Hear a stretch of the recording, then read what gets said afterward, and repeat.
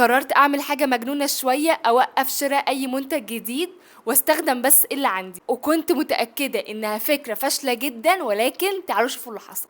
اكيد انا وحشتكم، انتوا بصراحة وحشتوني قوي قوي قوي قوي، وراجع لكم فكرة مجنونة شوية فقلت لازم اشاركها معاكم. فمن غير رغي كتير، دلوقتي انتوا عارفين هتنزلوا تعملوا ايه دلوقتي حالا عشان مفيش وقت. تنزلي تعملي اللايك والسبسكرايب بتاعك الجميل والكومنت بتاعك اللذيذ، وخلونا ندخل في موضوع الفيديو على طول، لان هو بجد هتشوفوا اللي حصل بجد في الاخر. كنت طول الوقت بحس ان دايما في حاجة ناقصاني، منتج جديد، سيرم جديد عايزه اجربه، حمام كريم عايزه اجربه، ترند جديد بيتكلموا عليه، وكنت بصدق ان كل منتج جديد ممكن يكون هو الحل. بس في لحظة حسيت ان دخلت دايرة مفرغة، كل ما اشتري حاجة جديدة ابطل استخدم القديمة وارجع بعدها ادور على حاجة جديدة احسن منها، لحد ما قررت ان اوقف كل ده وابطل فكرة ان انا اشتري اي منتج جديد يظهر قدامي، وقررت ان انا اعيش بالمنتجات اللي موجودة عندي واشوف ايه اللي هيحصل في حياتي، لان فعلا كنت عايزة اشوف نتيجة التجربة دي ايه اللي هيحصل. نيجي بقى ليه انا خدت القرار. الموضوع بدأ لما حسيت ان هوس الشراء بقى ضغط نفسي، ان لازم يبقى عندي الحاجة اللي انا بشوفها على السوشيال ميديا، ان لازم يبقى عندي المنتج ده، اصل اشمعنى دي عندها المنتج ده، اصل مش عارفة البلوجر دي عندها المنتج ده. كنت انا دايما بقعد اقول كده. وما تنكروش ان انتوا كمان من النوع ده، اللي انتوا بتقعدوا تقارنوا نفسكم بالحياة السوشيال ميديا، وان انتوا بتشتروا منتجات عمالة على بطال، سواء انتوا عايزينها او مش عايزينها، انتوا مجرد بتشتروها عشان بس شفتوها. انا ساعات كانت بتوصل بيا الحاجة ان انا بشتري المنتجات جديدة مش بس عشان انا محتاجاها، علشان بس حسيت ان انا لازم المنتج ده او الحاجة دي لازم تبقى عندي عشان انا شايفاها على السوشيال ميديا. كنت باخد قرار سريع جدا، اطلب الاوردر وافضل مستنياه وابقى متحمسه جدا، بقى ده منتج جديد انا هجربه، ده انا مش عارفه هعمل ايه، وبعد اسبوع بلاقي نفسي برجع لنقطه الصفر وادور على منتج جديد احسن منه، او منتج جديد طلع ترند وانا عايزه اجربه، مهما كان التمن، مهما كان سعره، مهما هستخدمه ولا لا، هركنه ولا لا، المهم كنت بجيبه وخلاص عشان شفته مجرد بس كده على السوشيال ميديا. كنت فاكره ان ده سيلف كير، ولكن الحقيقه ده ضغط اكتر ما هو عناية. فقلت خلاص كده كفايه لحد كده، انا هكتفي باللي عندي وهوقف شراء اي منتج جديد، وهشوف فعلا حياتي هتتأثر ولا لا. نيجي بقى لأصعب مرحلة، وهي أول أسبوع. زي إحساسك كده في أول أسبوع دايت وانتي حارمة نفسك من كل الأكل عشان بتعملي دايت، فهو ده بالظبط نفس الأسبوع اللي أنا حسيت بيه. كمية بقى إعلانات اللي بتطلع، كمية بقى الترندات اللي بتطلع على منتجات مش عارفة جديدة، أو ترند مثلا لمنتج جديد لسه طالع، فكمية الإعلانات اللي كانت بتظهر لي على الموبايل كمية مهولة ما كانتش بتظهر لي حتى في الايام العادية. عارفين انتوا احساس لما بتنوا ان انتوا تقرروا تعملوا دايت، فتلاقوا تفتحوا السوشيال ميديا فتلاقوا مثلا المحل ده او المطعم ده عامل عرض على الساندوتش البرجر ده، او ساندوتش مش عارفة ايه. فاهمين الاحساس؟ هو نفس الاحساس بالظبط. اصعب اسبوع هو اول اسبوع، لدرجه ان الاعلانات كانت بتغريني وعقلي يبدا بقى يشتغل ان انت لازم تجيبي الحاجه، لازم تجيبي المنتج ده جديد، ده مش عارفه ده معمول عليه ضجه رهيبه. جماعه بجد الموضوع بجد كان مريب. بس في كل مرة انا كنت بقول لنفسي لا يا ساندي، انت مش هتجيبي منتجات جديدة، انت هتكتفي باللي عندك وهتستخدمي اللي عندك وبس. اللي بقى بدأت الاحظه، بدأت الاحظ كمية المنتجات اللي عندي. انتوا متخيلين؟ انتوا متخيلين كمية المنتجات اللي عندي انا؟ يعني حاجات كتير جدا، والحاجات تحفة ما كنتش بشوفها من كتر الزحمة بتاعة المنتجات الجديدة، وان انا كل ما بجيب حاجة جديدة بستخدمها شوية وبنسى القديمة، واركن اللي انا لسه جايباه جديد بعد ما استخدمته يومين تلاتة، وابدا استخدم حاجة جديدة ادور عليها، وهكذا. انتي حرفيا يا جماعة دايرة الشراء او دايرة الهوس بالشراء مش حاجة حلوة على فكرة خالص، مش حاجة حلوة نهائي. بجد لازم المفروض نعمل كنترول شوية على الموضوع ده، والحمد لله انا عملت الكنترول ده بجد، ونتيجته حرفيا صدمتني في الاخر. تعرفوا ان انا بستخدم نفس الروتين البسيط اللي انا بستخدمه كل شوية، بستخدم نفس الغسول، نفس المرطب، نفس السيرم، نفس السان بلوك. والغريب بقى ان بشرتي ما اتأذتش، ان بشرتي ما حصلهاش حاجة، ان بشرتي زي ما هي ويمكن كمان احلى. عارفين ليه؟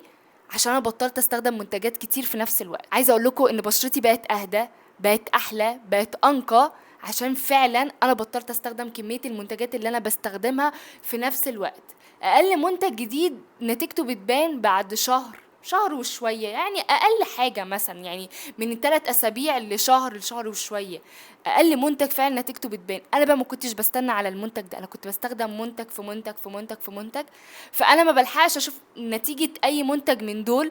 ما كانش فيه نتيجة بتظهر، ما كانش فيه أي حاجة بتظهر.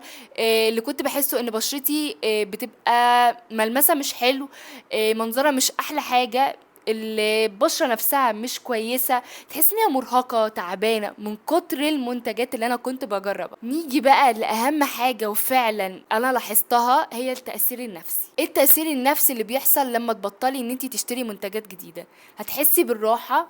انا حسيت براحة مش طبيعية. حسيت براحة لما بطلت اطلب اوردرات جديدة، بطلت امشي ورا الترندات، بطلت امشي ورا السوشيال ميديا والدعاية والاعلان الكتير اللي احنا بنشوفها، وبدأت اركز على كل المنتجات اللي عندي. بدأت احس بالمنتجات اللي معايا، بدأت اخد وقتي في السكين كير بتاعي، بدأت اشوف النتيجة بتاعت المنتجات اللي كانت عندي، بدأت اشوف نتيجة بشرتي بقت عاملة ازاي. حسيت ان العناية يا جماعة بالنفس مش شرط تكون حاجة جديدة، مش شرط لازم نجيب حاجة جديدة عشان نهتم بنفسنا. ممكن تكون لحظة هدوء، ممكن ترتيب مكانك، حتى ممكن تكوني بتشربي ميه بس بتشربيها بتركيز. هتحسي قد ايه انتي مرتاحه نفسيا لما موضوع هوس الشراء ده تبطليه كده شويه او نقلل منه شويه. وعايزه اقول لكم الموضوع مش بيجي في يوم وليله، انا عايزه اقول لكم الموضوع ده قرار انتي بتاخديه علشان توقفي هوس الشراء. الموضوع ده بقى بيعلمنا ايه؟ بيعلمنا ان احنا نقدر البساطه، تبقي بسيطه. نتعلم ان احنا نبقى مكتفيين بالحاجات اللي عندنا، ما نمشيش ورا الترندات، ما نمشيش ورا السوشيال ميديا، ما نمشيش ورا كمية الاعلانات والدعاية اللي بتحصل على منتجات كتير جدا، ان احنا نفضل ماشيين وراها ونجيب مهما كان معانا فلوس ولا معناش فلوس. انتي بتضغطي نفسك حرفيا. في ناس ممكن تكون مرتباتها صغيرة، مش حمل ان هي كل شوية تجيب منتج جديد، بس من كتر الهوس اللي بتشوفه او من كتر السوشيال ميديا والدعايه والاعلان اللي هي بتشوفه، فبتضغط نفسها ونيجي اخر الشهر احنا معناش فلوس. ده بالظبط اللي كان بيحصل معايا. الموضوع ده بعرفني ايه؟ ان الجمال مش في كميه المنتجات، والجمال في احساسك انك مرتاحه وراضيه ومتصالحه كمان مع نفسك. اجي اقول لكم بقى ان النهارده بعد كام اسبوع من التجربه دي اكتشفت ان اللي انا كنت بدور عليه هي الراحه مش منتج جديد. صدقوني.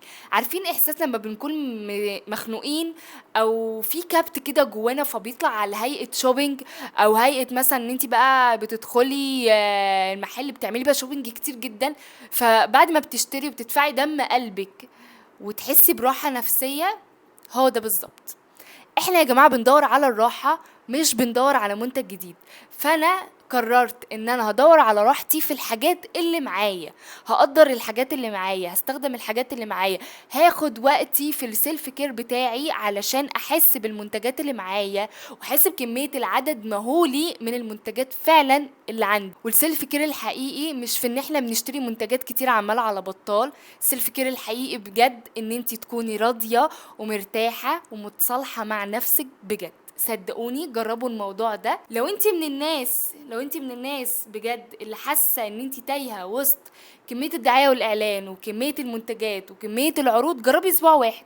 اسبوع واحد بالظبط، اسبوع واحد بس استخدمي الحاجه اللي عندك من غير ما تشتري حاجه جديده. مش يمكن تكتشف ان عندك اكتر مما كنتي متخيله. وهقول لكم انا باختصار عني، انا بقيت مبسوطه، راضيه، مرتاحه، مقدرة الحاجات اللي عندي. ما بقتش اشتري اي منتج جديد غير لو انا محتاجاه فعلا. وقبل ما بنزل اشتري الحاجة بسأل نفسي، هل يا ساندي انت هتستخدمي المنتج ده ولا هتجيبيه علشان ترند، ولا هتجيبيه عشان تركنيه وخلاص وتحطيه في الرف جنب اخواته ومش هيستخدم وندور بعدها باسبوع على منتج جديد احسن منه.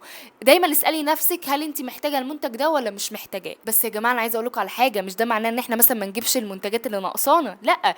لو الشامبو بتاعك مثلا خلص انزلي هاتيه، انزلي هاتيه بجد. يعني احنا مش هنحرم نفسنا من الشراء، لا. انزلي هاتي احتياجاتك، فاهمين؟ احتياجاتك ولكن مش شراء عمال على بطال وخلاص. وبس كده يا حبايب قلبي، يا رب تكونوا اتبسطتوا واستفدتوا من تجربتي، وحابين نجرب حاجة زي كده ونعمل حاجة مجنونة تاني زي كده، يبقى قولوا لي تحت برضو في الكومنتات. ما عنديش مانع ان انا الايام الجايه اجرب لكم حاجات جديده، نعمل حاجات جديده، تجارب كده جديده مع بعض لو حابين من الفيديوهات دي.